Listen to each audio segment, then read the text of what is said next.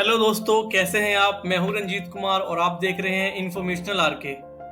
आजाद भारत के पहले उपराष्ट्रपति और दूसरे राष्ट्रपति के तौर पर डॉक्टर सर्वपल्ली राधाकृष्णन का नाम भारत के इतिहास में सुनहरे अक्षरों में लिखा गया है। वे दर्शन शास्त्र का बहुत ज्ञान रखते थे। उन्होंने भारतीय दर्शन शास्त्र में पश्चिमी सोच की शुरुआत की। डॉक्टर सर्वपल्ली राधाकृष्णन का जन्म 5 सितंबर 1888 को तमिलनाडु के तिरुमणी गांव में एक गरीब ब्राह्मण परिवार में हुआ। उनके पिता का नाम सर्वपल्ली वीरास्वामी तथा माता जी का नाम सीता अम्मा था। उनके पिता एक विद्वान थे और राजस्व विभाग में कार्य करते थे। डॉक्टर सर्वपल्ली शुरू से ही पढ़ाई लिखाई में काफी रुचि रखते थे। उनकी प्रारंभिक शिक्षा क्रिश्चियन मिशनरी संस्था लूथरन मिशन स्कूल से हुई और आगे की पढ़ाई मद्रास क्रिश्चियन कॉलेज से हुई। स्कूल के दिनों में डॉक्टर सर्वपल्ली राधाकृष्णन ने बाइबल के महत्वपूर्ण अंश कंठस्थ कर लिए, जिसके लिए उन्हें विशिष्ट योग्यता का सम्मान दिया गया। कम उम्र में ही उन्होंने स्वामी विवेकानंद और वीर सावरकर के बारे में पढ़ा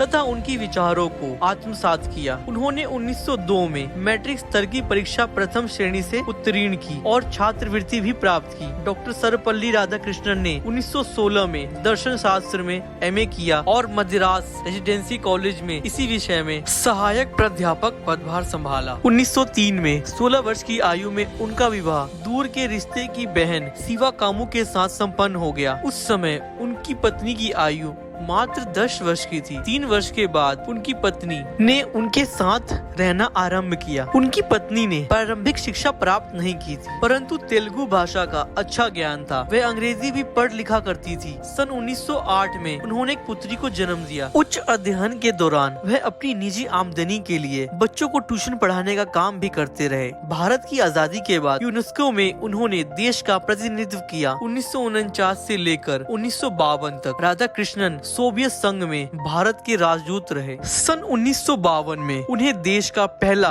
उपराष्ट्रपति बनाया गया। साथ ही सन 1954 में उन्हें भारत रत्न से सम्मानित किया गया। इसके पश्चात सन 1962 में उन्हें देश का दूसरा राष्ट्रपति चुना गया। उन्होंने अपने जीवन में करीब 40 वर्ष तक शिक्षक के रूप में कार्य किया। उन्होंने न सिर्फ देश की नामचीन यूनिवर्सिटी में अपने लेक्चरों से भारतीयों का दिल जीता, साथ ही विदेशों में भी लेक्चर्स एवं महान विचारों से लोगों को मंत्र मुग्ध किया। डॉक्टर सर्वपल्ली राधाकृष्णन समाज के लोगों को शिक्षकों की महत्वता एवं राष्ट्र निर्माण में शिक्षकों की योग्यता के बारे में जागरूक किया। साथ ही समाज में शिक्षकों को उचित स्थान दिलवाने के लिए काफी प्रयास किए। 17 अप्रैल 1975 को लंबी बीमारी के कारण उनकी मृत्यु हो गई। 5 सितंबर को हर वर्ष उनके जन्मदिन को शिक्षक दिवस के रूप में मनाया जाता है।